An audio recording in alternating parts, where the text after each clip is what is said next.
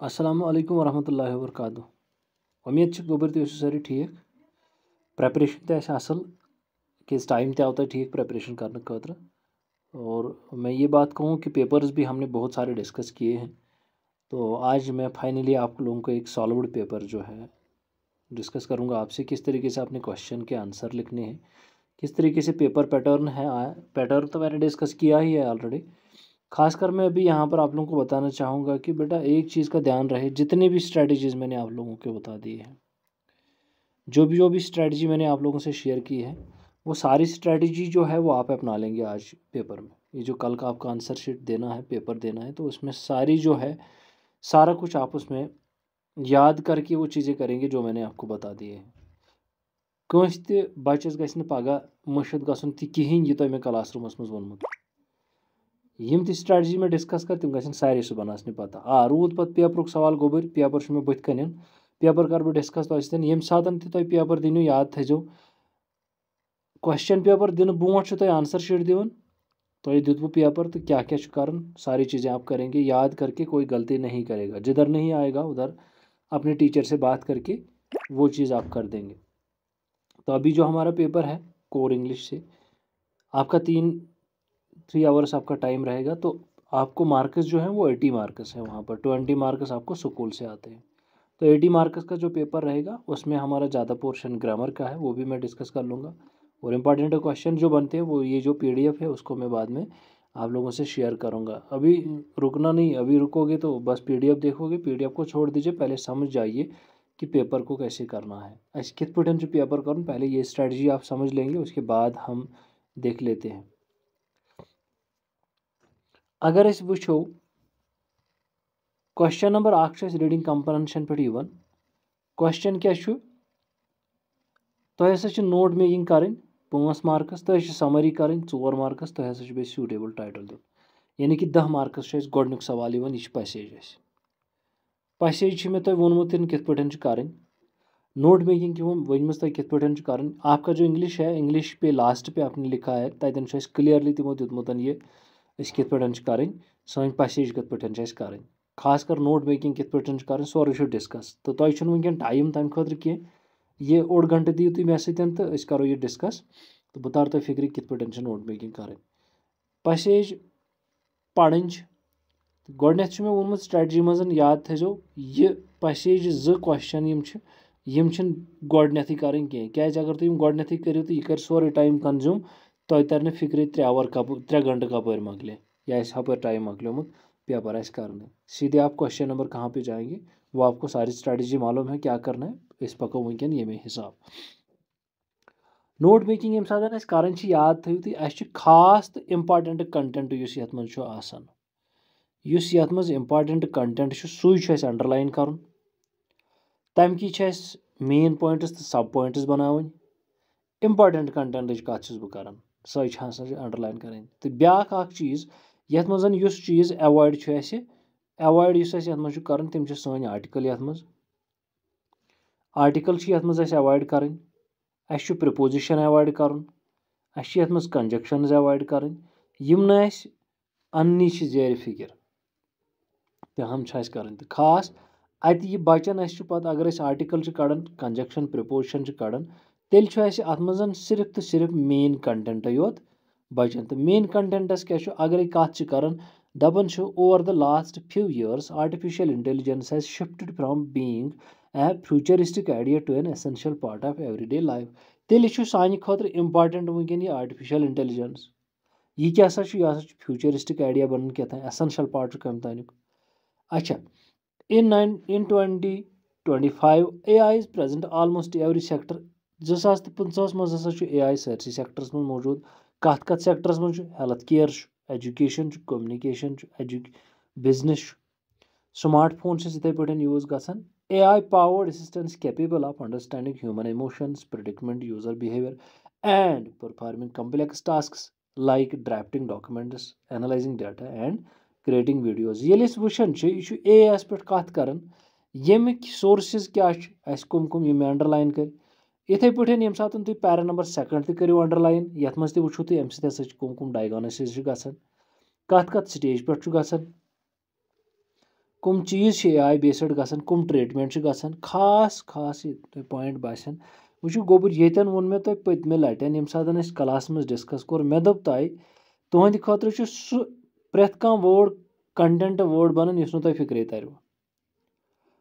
Probability तमो वर्डो मज हेकु तुम यह सा यह ऑब्जेक्टिव यिथ यमुक वर्डुक माने वनियो सा यमुक सिनोनिम दियो सा यमुक एंटोनियम दियो सा तमि लिहाज तुहद खतर हर अख वर्ड इंपॉर्टेंट बनन युस तुम फिक्रे तर युस तुम फिक्रे तर तुम तर पाने फिक्र आंसर कित पे लेखुन तो युस न फिक्र तर सह इंपॉर्टेंट तुहद खतर जरूरी बनन तो वो ये पैसेज दिवन नजर इथे पे मे कोर अम पतन तुम ब्या एजुकेशन सेक्टरस मज क्या गसान अत डिजिटल क्लास रूम आसान पर्सनलाइज्ड यह दोप मे सिंपल यम सात तुम करो पन अंडरलाइन पैसेज मज क्या कर अंडरलाइन वन वेरी वेरी इंपॉर्टेंट आस्पेक्ट्स यम तुम वेरी वेरी इंपॉर्टेंट पॉइंट्स यम तुम बासनो खास खास टर्म यम तुम बासनो तम इंपॉर्टेंट करने रूद वो सवाल सर अस कत पे करो यह नोट मेकिंग पत अगर अंडरलाइन कोर पत कित पे करो नोट मेकिंग पत कित पे करो समरी पत कित पे लिखो सूटेबल टाइटल मे अमुक आंसर लिखमुत बन कन तुम वो आंसर तिथे पे तुह ते आंसर कर यह पैसेज सोन आंसर यम सात ग स्टार्ट अस क्लियरली लिखुन सोद लिखियो तुम पन्निस ये मज यह सोन आंसर में क्या करेंगे पहले आप नोट मेकिंग लिख देंगे नोट मेकिंग क्या है यानी कि अस यह पॉइंट 1 पॉइंट 2 पॉइंट 3 ये वुचान इन सब पॉइंट्स ये सब पॉइंट्स ये अत हे नीर सब सब पॉइंट इस मे होमुत इंग्लिशस पे यह पॉइंट 1 क्या सा AI एक्सपेंशन गो वन पोड़ सह डिजिटलाइजेशन गई हेल्थ केयरस मज गो तम पतन कर मे पान तन तुम हो मे AI कोर मे अंडरलाइन कम्युनिकेशन बिजनेस कोर मे अंडरलाइन स्मार्टफोन AI असिस्टेंस यह गो हेल्थ केयरस दोम ऑप्शन अम मज AI गो एक्सपेंशन हेल्थ केयरस मज एजुकेशनस मज वोनुम ना वनी क्या क्या कर अगर हेल्थ केयरस मज अर्ली डिजीज डिटेक्शन गई पेशेंट मॉनिटरिंग गई एजुकेशनस मज क्या गो AI tutors I digital classes I homeo ना इथे पे यह गो मेन पॉइंट यह गो अमुक सब पॉइंट ठीक इथे पे मेन पॉइंट हेल्थ केयर इथे पे थो याद सेम तुम यही कर पॉइंट 1 क्या लिख अगर एजुकेशन क्या इंपॉर्टेंस दीजो अजकिस करंट सिनेरियोस पे डिजिटलाइजेशनस पे पढ़ो वनकन एजुकेशन स्ट्रेस वनकन स्ट्रेस बचन वनकन एनवायरमेंटल पोल्यूशन तो इन चीज़न पैसेज दीजो सम हाउ नजर ये वुचान यह नोट मेकिंग सन बनान गोडनिकिस सवालस गोडनिक पॉइंट नोट मेकिंग कर पे तम पतन बोन पहन वसो यह अगर नोट मेकिंग वुच इत पे पे बिजनेस एंड फार्मिंग गसान चैलेंजेस अत मज यह पैरा वाइज वसान अगर तुम वो पैरा 1 पे वसान यह पैरा एंडस तान यह तमन पैरान मज कुम कुम इंपॉर्टेंट सेगमेंट यम तम इंपॉर्टेंट सेगमेंट तम इंपॉर्टेंट पॉइंट कर तुम सुबह तुम पेपरस मज तम कर हसा सन नोट मेकिंग बनन अस क्या कोर ये मज इंपॉर्टेंट चीज़ अंडरलाइन तो हाईलाइट तो तम पतन मे तुम सती होमुत ये वुचान वन कम सा एब्रिवेशनस कर मे यूज एब्रिवेशनस यूज्ड मे कम एब्रिवेशन कर यूज वो सा अस एजुकेशन EDU हर कह लिखमुत पे गो यह फुली एजुकेशन COMM लिख मे कम्युनिकेशन ये कम्युनिकेशन डिग्रीज इथे पे डिग्रीज मे क्या वोनमुत तुम क्लासस मज मे दोप तुम लिखो ये एब्रिवेशन ये लिखो फुल वर्ड ये लिखो फुल वर्ड एब्रिवेशन ये COMM ये लिखस कम्युनिकेशन फुल वर्ड यिथ पे लिखियो हुथ पे लिखियो कहन इशू छुन यम सात तुम हु लिखियो या यह लिखियो अत कहन इशू यह गि इंशाल्लाह तिथ पे ठीक उम्मीद मे तुम आन तोरमुत फिक्र नोट मेकिंग कित पे करो समराइज दिम बे रस खंड सन पैसेज करो अंडरलाइन कंटेंट पन कंटेंट इंपॉर्टेंट तम मज करो पॉइंट सब पॉइंट्स कड़ो ये पे मे हाय तो तम सब पॉइंटों मज कुछ अगर कह लकुट अल्फाबेट कोर यूज कत मज यह कतन कर वो यह कतस कर तुम वन तुम एब्रिवेशन यूज कर सो हे वो गोडनेथ यह लिखित अगर तुम ध्यान थो EDU लिखित AI health care AI artificial intelligence तुम हेकू बन कन हथ मज हाथ ये AI यह हसा गई आर्टिफिशियल इंटेलिजेंस इथे पे एजुकेशन इथे पे कम्युनिकेशन इथे पे हेकू तुम बिजनेस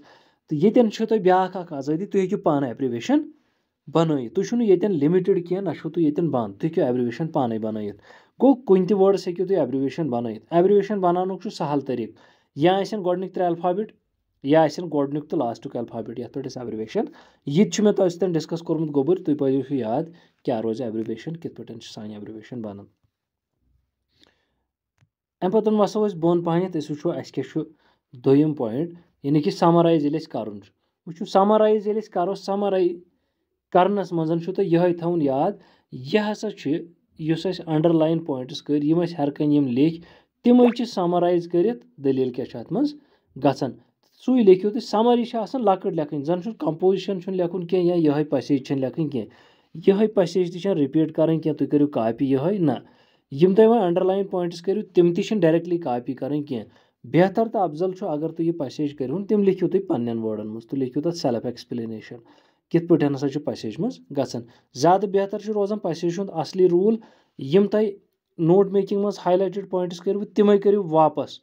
तिम लिखु वापस कित पे जनरलाइज कर मगर ये तुम आर्टिकल्स कर नबर ये तुम प्रिपोजिशन कड़ान नबर कंजक्शन कड़ान नबर वो यम सात तुम समरी लिखियो तम सात तुम तिम आर्टिकल कंजक्शन प्रिपोजिशन वापस यूज कर ये पे रोजान तुहज समरी तम पे टाइटल तुंद क्या रोज पैसेज टाइटल क्या पैसेज हूँ टाइटल या इंट्रोडक्शन चैप्टर इंट्रोडक्शन पैसेज मज तथ मज या एंडस पे या रिपीटेबल आइडिया सू याद थो रिपीटेबल आइडिया सू अमुक टाइटल यह सवाल नंबर 1 तुम गोडनेथ बासान डिफिकल्ट सवाल नंबर 2 वो कह मिनट लगे कत क्वेश्चन 1 मे पे डिस्कस कर क्वेश्चन 1 कह मिनट तुम लगे कम से कम याद थो ये क्वेश्चनस 25+ मिनट्स याद इसलिए रखना है कि जिस क्वेश्चन जितना भी आपको टाइम बनेगा अभी ये ख़त्म हो जाएगा डिस्कशन उसके बाद में आपकी 11 क्वेश्चन है 11 क्वेश्चन में आपकी 3 आवर्स है 3 आवर्स को डिस्ट्रीब्यूट कीजिए किस क्वेश्चन को कितने मिनट देने हैं उतने ही मिनट दे दीजिएगा पक्यो गोबर मेन दोमिस क्वेश्चन पे सवाल नंबर 2 तुम इथे पे पैसेज तो ये पैसेज में तुम ऑब्जेक्टिव 10 यह सेम रूल कर अप्लाई क्या कर सर सेम रूल अप्लाई क्या इंपॉर्टेंट कंसेप्ट ये कर कवर ताकि इंपॉर्टेंट कंसेप्ट बन कन पृछित ये मज इंपॉर्टेंट सू पृछन बन कन ऑब्जेक्टिवन मज गो तुम थो सारी हाईलाइटेड पोर्शन ये तुम इंपॉर्टेंट बाय सू करो तुम हाईलाइट उसके बाद में आप अपने क्वेश्चंस पढ़ेंगे ये तुम क्वेश्चन पढ़ो तो मिलन पन आंसर अम सम ऑब्जेक्टिव आमिक यह सिंपली ये पे गोडनिच पैसेज अंडरलाइन करो सेम तिथे पे सेकंड पैसेज अंडरलाइन कर क्या कर तथ मज इंपॉर्टेंट सेगमेंट सू अंडरलाइन कर सू इंपॉर्टेंट सेगमेंट ये बन कन सवालन मज पृछित यमुक खास ख्याल थवन सेम रूल अप्लाई कीजिए दोनों को दोनों कर सेम रूल दोनों पैसेज क्या ऑब्जेक्टिव फिर आ जाएंगे आपको उसके बाद चलिए क्वेश्चन नंबर 3 पे इस क्वेश्चन नंबर 3 क्वेश्चन नंबर 3 क्या या नोटिस ना पोस्टर ना एडवर्टीजमेंट करुन अकुई कम मज नोटिस एडवर्टीजमेंट पोस्टर इसमें से मैंने आपको बता दिया है या ये नोटिस ना एडवर्टीजमेंट डेफिनेटली आता है याद थो या ये नोटिस तो एडवर्टीजमेंट यकजा या ये पोस्टर तो एडवर्टीजमेंट यकजा क्या यकजा यम एडवर्टीजमेंट पान दोन तरीकन हूँ कुस गोबर मेन क्लासिफाइड एडवर्टीजमेंट बे डिस्प्लेड एडवर्टीजमेंट तो ये थो तुम याद मे दोमुत ज़्यादा बेहतर कुस गि तुम क्लासिफाइड लिखवा या डिस्प्लेड लिखवा यमिस गोबरिस तगन आए सह कर कोशिश क्लासिफाइड लिखनस यमिस थोड़ा बास डिफिकल्टी सह कर डिस्प्लेड एडवर्टीजमेंट लिखनस यह डिस्कस कोर्मुत क्लासिफाइड ये डिटेल पेवन दिन गोबर तो डिस्प्लेडस मज शक्ल तथ पेवन बनावन एडवर्टीजमेंट आ जरूरी तो नोटिस तह जरूरी यम अकिस कोमुत आर तो अत ध्यान थवन यू तुम ईजी बाय सू करो मे तुंद सैंपल खतर थोमुत नोटिस बन कन तो वो नोटिस कत पे लेखन नोटिस मैसेज यम सवाल अकिस रेक्टेंगुलर बॉक्सस मज लेखना इत पे लिखियो तुम ती रेक्टेंगुलर बॉक्स करो इथे पे क्रिएट नोटिस स्कूल का नाम रहेगा आपके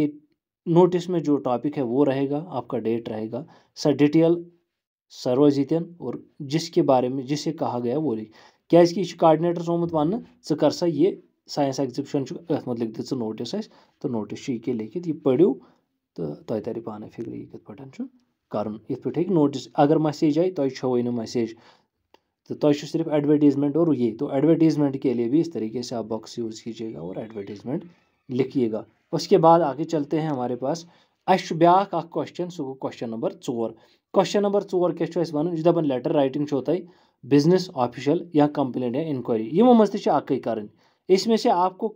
ऑफिशियल लेटर डेफिनेटली आती है, या तो ऑफिशियल लेटर नती कंप्लेंट। बिजनेस लेटर अक्सर पृछन क्या, यह प्रीवियस एक्सपीरियंस बिजनेस आमच वो यी तेली बिजनेस तो ऑफिशियल, अगर बे यी तेली बिजनेस तो ऑफिशियल, तो यह क्या ऑफिशियलस मज अनऑफिशियल तो ऑफिशियल, फार्मल तो इनफार्मल रूल गसन अप्लाई, यह हेकि इंक्वायरी गसित अप्लाई। गो यह लेटर यह ऑलरेडी मे होमुत क्या मे वोन लेटर यस एड्रेस कित पे कर मेंशन, एड्रेस कित पे कर मेंशन, सारे हन तुम पता, बस इथे थोड़ा बहुत कर जहनस मज याद हिू कि अस क्या कर कित पे सरन वोनमुत। मे वोन तुम गोडनेथी पेपर डिस्कस करने ब्रोंठे मीन गोडनिच कथ रूज यह गोबर कि यम ते मे स्ट्रेटजी तो डिस्कस कर क्लास रूमस मज, यम ते मे स्ट्रेटजी डिस्कस कर, यम पेपर डिस्कस कर, तिम सारे स्ट्रेटजी वनकन अपनाने,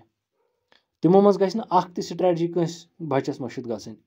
जो करना है मैंने सब आप लोगों के साथ डिस्कस किया है,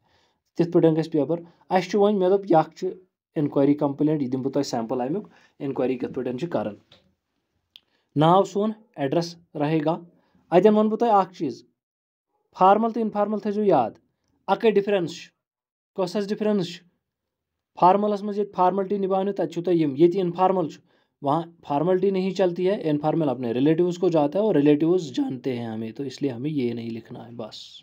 ये तो योत कॉमन, बाकी नहीं कहीं, बाकी सेम, सॉरी यह डिफरेंट बाकी सेम, तो ये थो तुम सिर्फ यहन ध्यान कत मज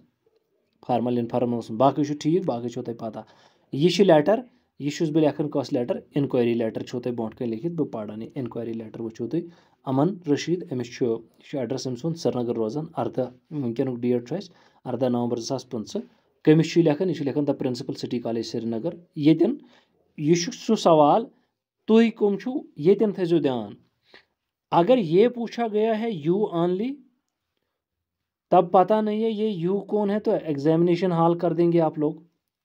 अगर नाम लिखा है यू आर अमन, तो आप यहाँ अमन लिखेंगे। वन जन ओस अति यू लिखित, तेल के लिखियो इन पन नाम लिखियो, ये करियो गड़बड़, अपना नाम नहीं लिखना है, फिर एग्जामिनेशन हॉल जाएगा। अगर नाव ओड़े ओस दित तेल बेटर, वही नाम आप डाल देंगे, अगर नाव ओस न तब एग्जामिनेशन हॉल जाएगा, फिर एड्रेस ठीक से जाएगा, डेट ठीक से जाएगा और एड्रेस ही ठीक से जाएगा, ये थो ध्यान जगर। पकियो ब्रोट पान, यह प्रिंसिपल सिटी कॉलेज श्रीनगर क्या कर, अमिस गोमुत वन कर सा रिक्वेस्ट, कम खतर request for admission prospectus. Question ये लिखित कि आप क्वेश्चन ऐसे लिखिए, यानी कि you just make an inquiry for your prospectus, college prospectus, and you want to admission in the college. क्या वन, रेस्पेक्टेड सर मैडम, क्या मार्क्स बगरत याद छुआ, हेडिंग गई मार्क्स, सैल्यूटेशन गो ब्याक, बॉडी गई जो क्लोजिंग गो ब्याक, तो इत पे बगरत मार्क्स, हेडिंग, सैल्यूटेशन, बॉडी और क्लोजिंग। यहन सारे पता यहन, और रहा सवाल बॉडी का, बॉडी आप क्वेश्चन पढ़कर बॉडी लिखेंगे इसकी। ये सवाल पृथमुत तो अगेंस्ट लिख दो जवाब, ठीक। अब ये चीज़ है, जवाब लिखो तथ अगेंस्ट यह सवाल पृथन आमत, इन मुशिद गई योर लिखियो फिरतुर लिखुन कह, यह पृथमुत ती लिख जो, जितना आता है उतना लिखिए, इसको बड़ा नहीं करना, ये लंबा चौड़ा लिखियो मजमून ये तत्न पान 2 मार्क्स झूठ लिखनस ना, जितना पूछा उतना लिख लीजिए, बस उतना काफ़ी है, क्योंकि आपको पहले ही 1 मार्क्स 2 मार्क्स और 3 मार्क्स आते हैं, 6 मार्क्स की लेटर है, 3 मार्क्स यहाँ से आते हैं, यहाँ से खुद 3 आ जाएंगे। खैर मे डिस्कस कोर्मुत गोबर, यह गई पाने पकि ब्रोट पान। यह सवाल, अम पतन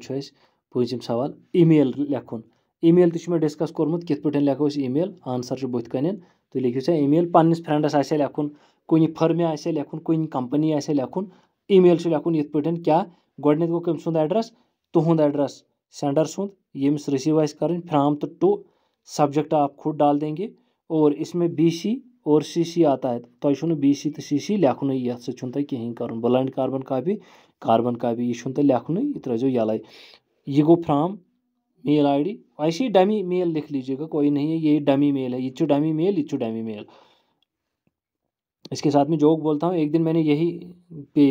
मे को बस क्वेश्चन यह सो ये डिस्कस तो मे लिख नंबर सिंपली यह नंबर अख अस करो यह मे क्या होनहार बच्चे तमो कोर तमे साथ सह डायल सह नंबर तो खैर वलियो वापस यह गो एड्रेस सेंडर सुंद यह गो रिसीवर सुंद एड्रेस अम पतन गो सोन सब्जेक्ट क्या रूद सब्जेक्ट यह पत् अमिस मेल होमुत वन सा दोस्तस कर सा मेल हाय उमर यानी कि फ्रेंड को कर रहा है अतो हेकि येतन याद थो येतन हेकि तुम फार्मलिटी मुतलिक यह ऑफिशियल ति मेल पे अगर पे कर अगर ऑफिशियल मेल कर तेल लिखो तुम रेस्पेक्टेड सर रेस्पेक्टेड मैडम अगर दोस्तस तो तेल हाय उमर ठीक बाकी छो तुम पे अमिस होमुत वन कर सा दोस्तस मेल ताकि सह कर ज्वाइन या यह वन I hope you are fine I have recently joined a coaching centre and I would like you to visit this on Saturday. Visit this Saturday. The classroom, study material, and teachers are excellent. Let us meet. You should करन अमिस friends पन्नसन ये मेल तो पन कन गो regards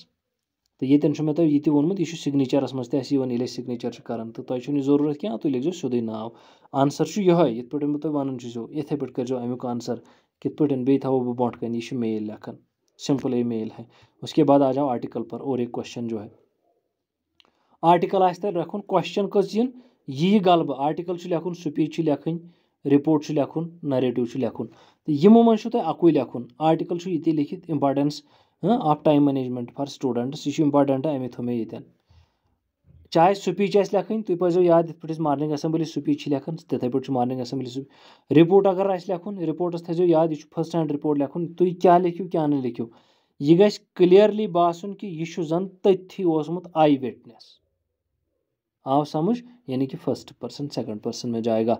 narratives मज personal narrative तुम हेकू पन कहानी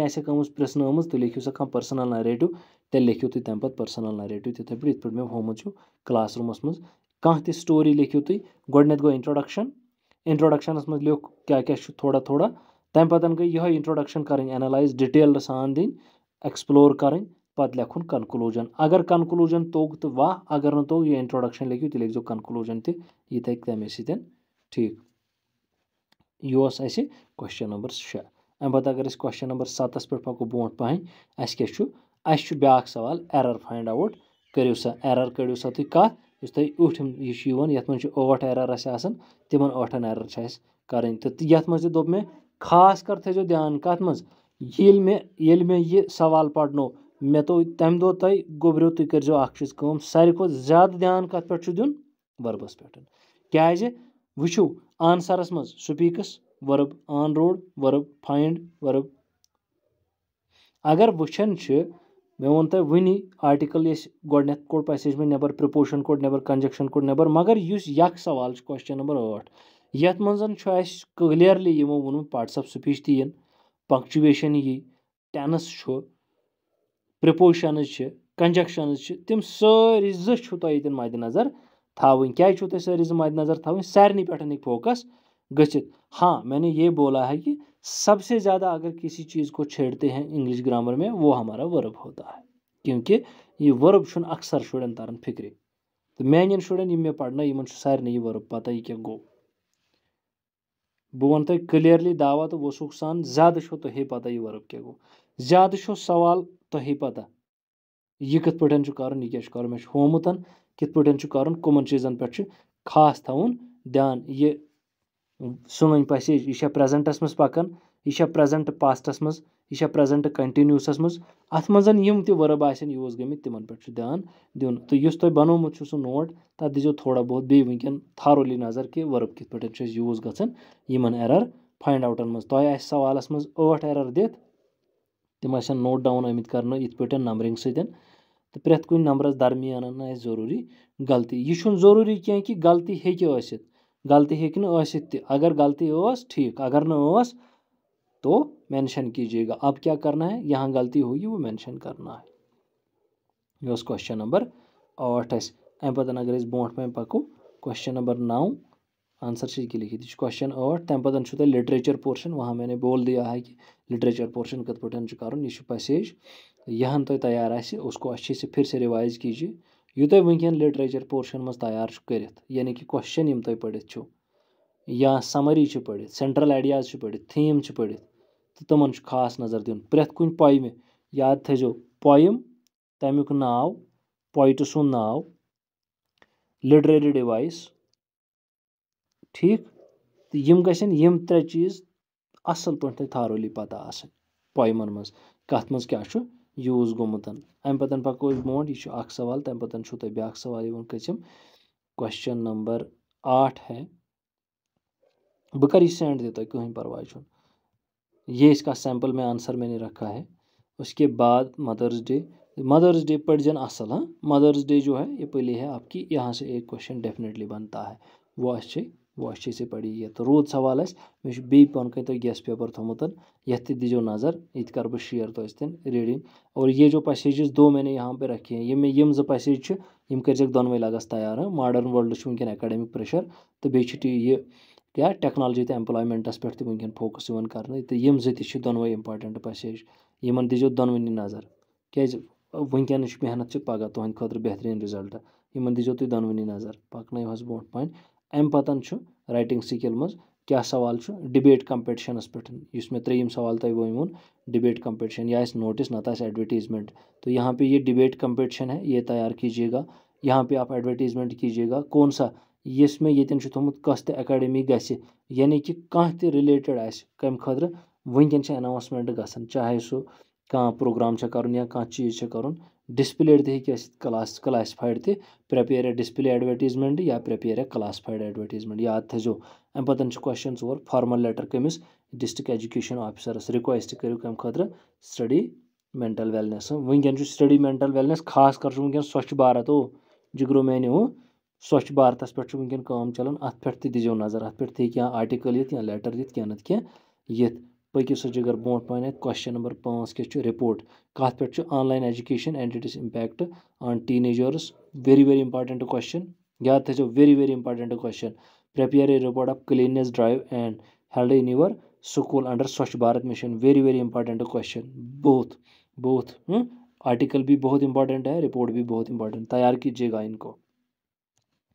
अम पतन पको ब्रो पान एडिटिंग यह होव तमें कित पे कर तो 7 8 पे एरर तो तम पतन लिटरेचर पोर्शन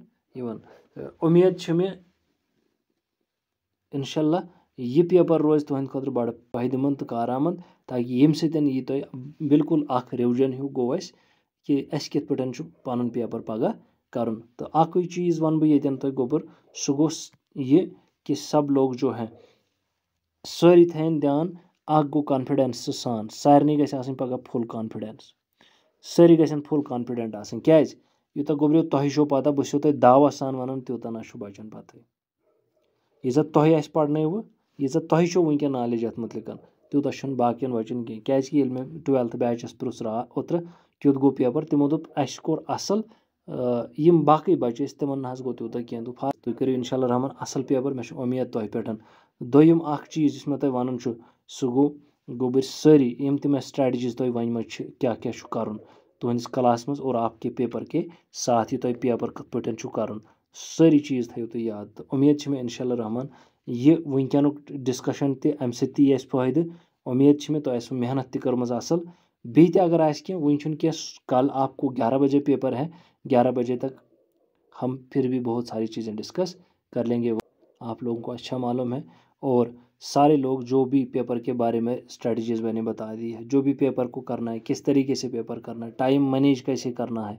ये टाइम कत पे मैनेज कर सारे वनकन पता है थोड़ा सा रिकैप कीजिएगा इंशाल्लाह रहमान रोज ठीक भी अल्लाह ताला हवाल दुआ गस कर इंशाल्लाह रहमान कर अल्लाह ताला तुम रुतो मार्क्सों सहित कामयाब कॉन्फिडेंस सान गो एग्जाम दिन सुबह we are with you best of luck take care bye bye.